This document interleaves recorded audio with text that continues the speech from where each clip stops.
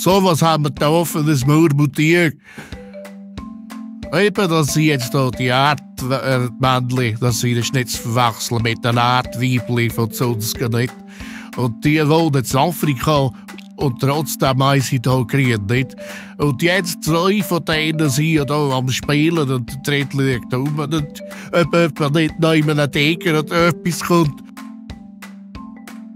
So, und wenn sie nicht am Spielen sind, dann hocken sie voraus, weil in der Sonne müssen sie halt schauen, wenn sie einmal dann so anwenden, dann geht der eine oder der andere um. Das nutzen die dann gerade, wenn eins ohnmächtig wird, dann wird gerade mal drauf los krabbelt da. Und so kommt dann eigentlich auch der Nachwuchs stand. So, jetzt wollen wir einmal schauen, wie das so abläuft in so einer Familie, von so einer Erdmännchen-Familie. Das hier, das ist jetzt die Mutter mit dem Kleinen. Das ist erst gerade jährig geworden. Und der Vater, der ist natürlich weit und breit nie herum. Da ist noch immer etwas am Gankerle da hinten. Und bis da wieder jemand zurückkommt, ist das Kleid auch schon draus. Da kommt doch plötzlich ein anderer und macht sich da an die Alte an, nicht? Das haben die Kleinen gar nicht gern. Und hauen gerade wieder ab in die Höhle. Bevor sie kommt, überlegt sich's noch mal gut und sagt, ja komm, nein, also gut. Und ja, dann doch, also komm, nein, gut, also gut. Und schon ist es drin. Und die anderen 2, das könnte auch ein Aff sein, hinter dort, aber ich glaube, sie beide Erdmännchen. Oh, da hat es eingeschwellt. Oh nein, die spielen einfach nur. Da war auch ein bisschen müde gewesen, allweg gestern in der Beiz. So, und jetzt, was seht ihr da? Ein Tiger, Weih, allein, nichts. Die können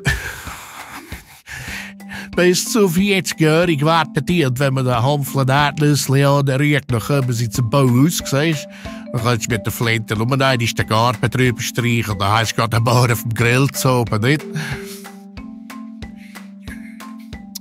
So, die wuseln da immer da oben. Es ist also nicht so, dass der 2 zu essen hat. Aber die Keiben, die haben einfach so keine Ahnung von Tuten und Blasen. Das geht immer eine halbe Ewigkeit, bis die mal etwas zu beißen gefunden haben. So, Achtung jetzt, geht einer raus. Was ist passiert? Ja, nicht mit den Ameisen gestochen oder etwas. Jetzt wollen wir mal schauen. Hier. Also, der andere ist jetzt ab, hast du gesehen, hier oben drauf. Und da schaut jetzt noch einmal gründlich, ob es nicht wirklich da noch über den Tiger oder etwas kommt.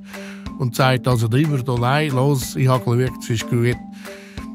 Und trotzdem sind alle ein bisschen nervös und schauen immer wieder einmal um. Der hat um sich probiert, den Baum zu fressen. Und die 2 eine Kamera entdeckt.